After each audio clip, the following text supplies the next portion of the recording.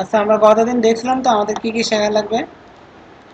তো আমাদের ফার্স্টে যেটা ছিল, আমরা একদম ব্যাকডেটেড ভার্সন থেকে শুরু করে, যেটা ছিল HTML 4.02 ভার্সন, তাই না?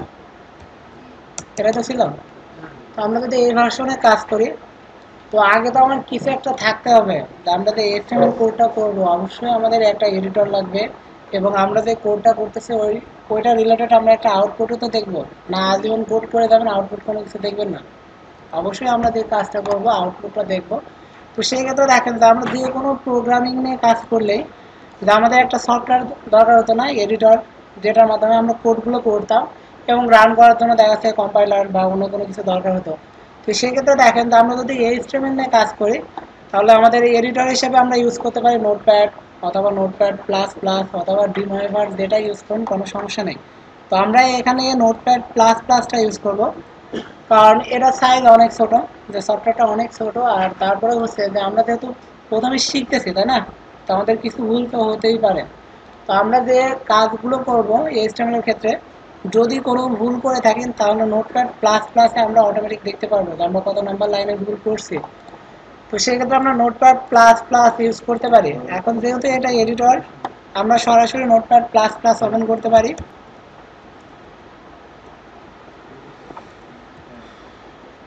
দেখেন, নোটপ্যাড প্লাস প্লাস আপনার যদি পিসিতে ইনস্টল করা থাকে, তাহলে আপনি এটাকে ইউজ করতে পারবেন, যে রানে যে সার্চ দিলে পাবেন। অথবা আমরা এখানে দেখেন যে এটাকে আমরা সরাসরি ওপেন করে নিতে পারি। সরাসরি আমরা এডিটরটা ওপেন করে নিয়ে এরপরে পেজটাকে সেভ করে নিতে পারি। অথবা এখানে আমরা একটা টেক্সট ফাইল তো নিতে পারবো সবাই, টেক্সট ফাইল। এখন এখানে দেখেন যে আমি যে ফাইলটা নিছি লাস্টে একটা এক্সটেনশন আছে না, .txt, তার মানে আমার ফাইলটা কিন্তু টেক্সট ফাইলে আছে। এখন আমরা কাজ করবো কিসে? HTML এ। তাহলে লাস্টে .txt এটা রাখা যাবে না, কারণ যদি লাস্টে .txt থাকে তাহলে এটা টেক্সট ফরম্যাটে আছে। কিন্তু আমরা যেহেতু HTML এ কাজ করবো, অবশ্যই এটা আমাদের HTML ফরম্যাটে থাকতে হবে। তো সেক্ষেত্রে দেখেন যে আমি যদি ফরম্যাট চেঞ্জ করতে চাই, এটাকে রিনেম করতে পারি। এবং রিনেম করার সময় দেখেন যে এক্সটেনশনটাও আমি বাদ দিয়ে দিব, কিন্তু যে .txt এটাও আমি বাদ দিব। এখন আমার যে পেজ আছে, কি এটা কি একটা পেজ না? এই পেজের অবশ্যই একটা নেম থাকবে।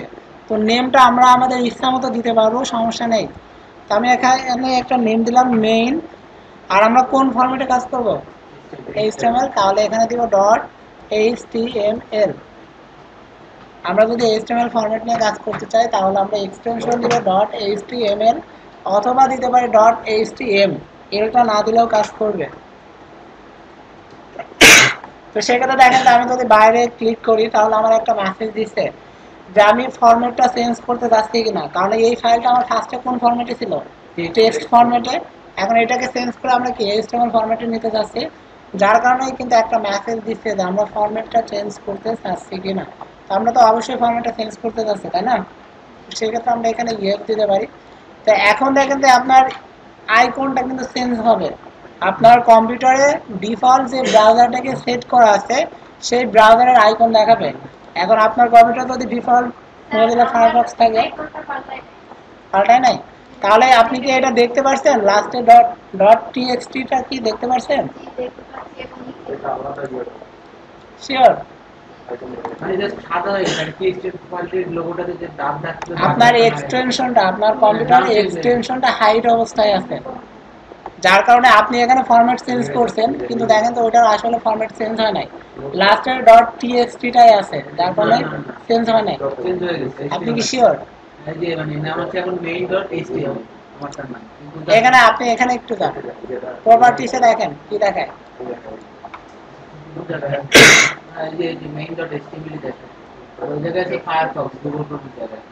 হ্যাঁ, তাহলে হবে, সমস্যা নেই।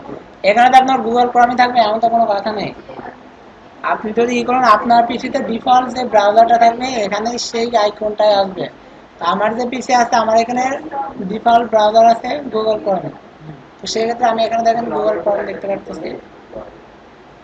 আর তারপর আমি বলে দিই, যাদের এই এক্সটেনশনটা দেখতে না পান, যে আমি যদি একটা ফাইল বানাই, যেমন লাস্টে .txt-টা আমরা দেখতে পারতেছি না, তার মানে কি যে আপনার এই এক্সটেনশনটা আপনার কম্পিউটারে হাইড করা আছে। এই এক্সটেনশনটাকে যদি দেখতে পারেন তাহলেই চেঞ্জ করতে পারবেন। তো সেক্ষেত্রে আপনাদের তো উইন্ডোজ 7 তাই না, উইন্ডোজ 7, তাহলে একটা কাজ করেন, কন্ট্রোল প্যানেলে তো যেতে পারবেন।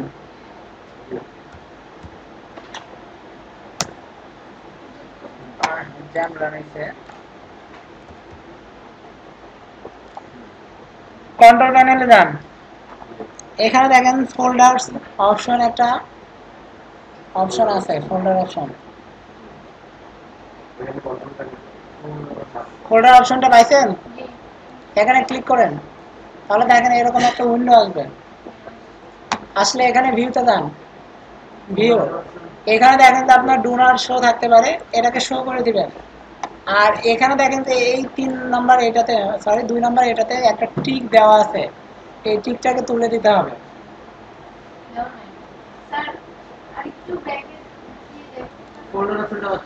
কন্ট্রোল প্যানেলে যাবেন, কন্ট্রোল প্যানেল, এখানে দেখেন যে আপনার ফোল্ডার অপশন, ফোল্ডার অপশন নেই, অবশ্যই থাকবে। এখান থেকে আপনি ক্যাটাগরিটা হয়তো আপনাদের এরকম থাকতে পারে বা এরকম থাকতে পারে, এটাকে স্মল অথবা লার্জে দেন তাহলেই পাবেন। স্মল অথবা লার্জ এটাতেই দেন, এখানে দেখেন যে ফোল্ডার অপশন আছে, পাইছেন, এখানে ক্লিক করেন, এখানে দেখেন এটা আসবে। যদি এখানে টিকটা দেওয়া থাকে, এখানে দেখেন যে hide extension for unknown file type, এটাতে টিক যদি না দেওয়া থাকে তাহলে আপনি এক্সটেনশনটা দেখতে পারবেন, আর এটাকে শো করে দেন। এখানে দেখেন যে do not show hidden file একটা অপশন আছে, আর একটা আছে শো হিডেন ফাইলস, তো আমরা এটাকে শো করে দিলাম, অ্যাপ্লাই, ওকে, কেটে দিতে পারেন, এখানকার কাজ শেষ। এখন দেখেন যে আমি যে ফাইল বানাবো, ফাইলের লাস্টে কিন্তু ডট টিএক্সটি, মানে আমি যে ফাইলই বানাই না কেন ফাইলের এক্সটেনশনটা কিন্তু আমি দেখতে পারবো। যদি এক্সটেনশনটা দেখতে চাই পারি আর কি, তাহলে এখানে এবার রিনেম করতে পারি, এখানে লাস্টে যে ডট টিএক্সটি আছে টোটালটাকে আমরা কেটে দিব, ইচ্ছা মতো একটা নেম দিতে পারবো, আর এক্সটেনশন হিসাবে দিতে পারবো HTML অথবা HTM। দেখেন ফাইলটা বানাতে পারছেন কিনা, কারণ যদি ফাইলে না বানাতে পারেন তাহলে কোডগুলো আপনি কোথায় করবেন, আগে আপনার ফাইলটা দরকার। ফাইলটা সাদা আসুক সমস্যা নাই, ওটার তো উপর ডাবল ক্লিক করেন, একটু এখানে দেখেন যে আপনার যাই দেখেন সমস্যা নাই, ডাবল ক্লিক করেন, দেখেন এটা ব্রাউজার মাধ্যমে ওপেন হয় কিনা, সবগুলো ব্রাউজারের মাধ্যমে ওপেন হয় তো সবার। তো সেই ক্ষেত্রে দেখেন যে আমরা এই পেজটাতে HTML কোড করব, আর আমরা যদি সেই আউটপুটটা দেখতে চাই তাহলে অবশ্যই আমাদের ব্রাউজারের মাধ্যমে দেখতে হবে। তো যেহেতু আমরা HTML নিয়ে কাজ করব, এখানে আমাদের কোনো ঝামেলা নেই, জাস্ট এটার উপর ডাবল ক্লিক করব, তাহলেই আমরা আউটপুটটা দেখতে পারবো। এখন দেখেন যে আমরা তো একটা পেজ বানাইছি, এটা তো ফাঁকা, ফাঁকা না, আমরা তো কোনো কোড করি নাই, করছি। তো যদি আমরা কোনো কিছু না করি তাহলে অবশ্যই সেটা ফাঁকা থাকবে। তো আমরা যদি কিছু কাজ করতে চাই তাহলে এই ফাইলটাকে আমরা ওপেন করতে পারি কিসের মাধ্যমে, এডিটরের মাধ্যমে। আমরা যদি কোনো কিছু লিখতে চাই তাহলে আমাদের ওপেন করতে হবে এডিটরের মাধ্যমে, আর যদি আমরা আউটপুট দেখতে চাই তাহলে ওপেন করতে হবে ব্রাউজারের মাধ্যমে। এতটুকু তো ক্লিয়ার, যে কিভাবে কোড লিখবো বা কিভাবে আউটপুট দেখবো, এতটুকু যদি বুঝতে পারি তাহলে এখানে যাই এটাকে ওপেন করতে পারি। যদি আপনার কম্পিউটারে নোটপ্যাড প্লাস প্লাস দেওয়া থাকে, এটার উপর রাইট বাটনে ক্লিক করবেন, edit with notepad plus plus, আর যদি না থাকে তাহলে আপনি নোটপ্যাডে ওপেন করতে পারবেন, সমস্যা নেই। এখানে ওপেন উইথে যে দেখবেন এখানে নোটপ্যাড আছে, অবশ্যই অবশ্যই নোটপ্যাড আপনাদের থাকবে, যেটাতেই হোক আপাতত ওপেন করতে হবে, ঠিক আছে।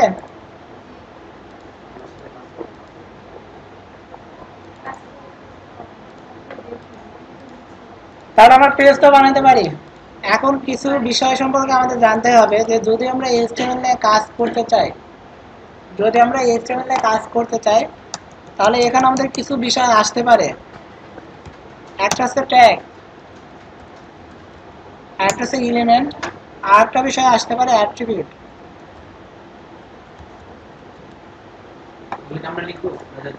এটা জাস্ট বোঝার জন্য যে ট্যাগগুলো দেখতে কেমন, ট্যাগটা আমরা কেন ইউজ করি, এলিমেন্ট দেখতে কেমন, এটা আমরা কেন ইউজ করি, অ্যাট্রিবিউট দেখতে কেমন, এটা আমরা কেন ইউজ করি, সুবিধা অসুবিধা এগুলো সম্পর্কে আমাদের জানতে হবে।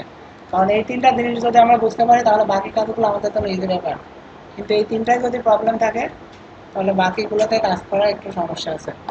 আর আপনারা অবশ্যই এখন যেহেতু স্টুডেন্ট আছেন, ওয়েব ডেভেলপার হিসেবে যদি কোথাও ইন্টারভিউ দিতে যান তাহলে আপনার এই তিনটার উপরে বেশি প্রশ্ন করবে, এই তিনটার উপরে আপনার বেশি প্রশ্ন করবে। তো ফার্স্টে আসে ট্যাগ। যে ট্যাগ বলতে আমরা কি বুঝি বা ট্যাগগুলো দেখতে কেমন। তো আমরা যেহেতু নোটপ্যাড ওপেন করেন সমস্যা নেই, শিওর নোটপ্যাড ওপেন হয় না, এর উপর রাইট বাটনে ক্লিক করেন, ওপেন উইথ, ওপেন উইথ, এখানে দেখেন যে আপনার নোটপ্যাড অবশ্যই থাকবে, না থাকলে এখানে দেন চুজ ডিফল্ট প্রোগ্রাম যেটা আছে এখান থেকে চুজ করে দেন। ব্রাউজার তো এখানে আমার দেখাচ্ছে যে আমার এগুলো ডিফল্টে সেট করা আছে।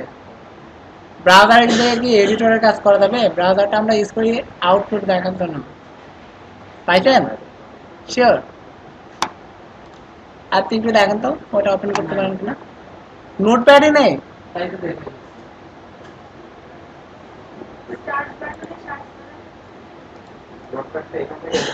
আচ্ছা আপনার নেট কানেক্ট আছে না?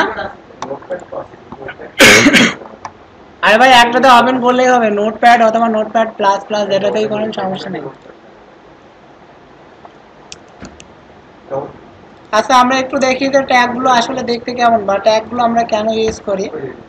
তো আপাতত এতটুকু দেখে রাখেন যে আমরা কোনো কিছু লিখতে পারি সেটা যদি লেস দেন গ্রেটার দেনের মধ্যে হয় সেটা হতে পারে এইচটিএমএল, তারপর হতে পারে বডি,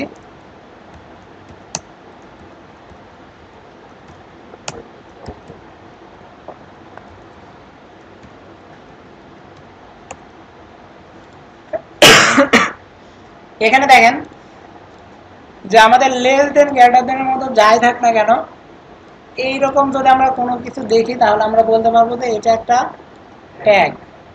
যে ট্যাগগুলো সবসময় দেখতে এরকম হয়। এখন ট্যাগগুলো আমরা কেন কাজ করব?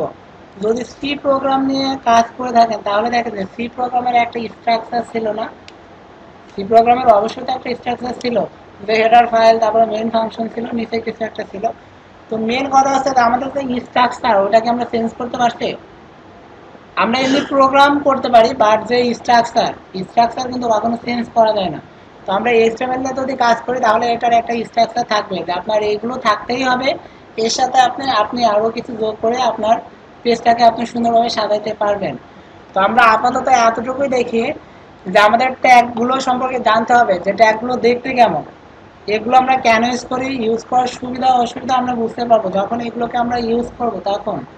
বাট এখনো তো আমরা এগুলো সম্পর্কে কোনো কিছু জানি না, জানি আমরা এতটুকু জেনে নিই যে ট্যাগগুলো দেখতে কেমন হয়। যে আমার লেস দেন গ্রেটার দেন যদি আমরা ইউজ করি এটার মধ্যে যাই থাক এই টোটালটাকে মিলে আমরা বলতে পারি যে এটা একটা ট্যাগ। তো সেই ক্ষেত্রে দেখেন আপনার এইচটিএমএলও থাকতে পারে, বডিও থাকতে পারে, হেডও থাকতে পারে, টাইটেলও থাকতে পারে, এরকম আপনার অনেক কিছুই থাকতে পারে। তবে যাই থাক না কেন আমরা দেখবো যে আমাদের লেস দেন গ্রেটার দেনের মাঝে যদি কোনো কিছু থাকে তাহলে এই টোটালটাকে নিয়ে আমরা বলতে পারি যে এটা একটা ট্যাগ। এখন এখানে কিছু কথা আছে যে আমরা যে এইচটিএমএল বডি হেড টাইটেল এই টেক্সটগুলো লিখলাম আসলে এগুলো আমরা কোথা থেকে পেলাম? আমরা একটা ভার্সন ইউজ করতেছি না যে এইচটিএমএল এর কোন ভার্সনটা 4.02 ভার্সন, তাই না? তো আমরা যখন এই ভার্সনটা ইউজ করতেছি এখন দেখেন আমরা এই ভার্সনটা ইউজ করার জন্য আমরা একটা ফাইল বানাই নিচ্ছি না, ফাইল বানাচ্ছি তো লাস্টে কি আছে .html, তার মানে কি আমি এখন html ফরম্যাটে আছি। তো আমরা এখানে যে ট্যাগগুলো লিখতেছি বা যে টেক্সটগুলো লিখতেছি এই টেক্সটগুলোর বর্ণনা দেওয়া আছে আপনার এই html ফরম্যাটের মধ্যে। যে আপনি যদি html ফরম্যাটে একটা ফাইল বানান সেই ক্ষেত্রে এই ফাইলের মধ্যে যদি আপনি এরকম কিছু একটা ট্যাগ ইউজ করে থাকেন তাহলে এই ট্যাগ দিয়ে আপনি কোন ধরনের কাজ করবেন, অথবা আমরা ধরতে পারি যে এই ট্যাগটাকে লিখলে আমাদের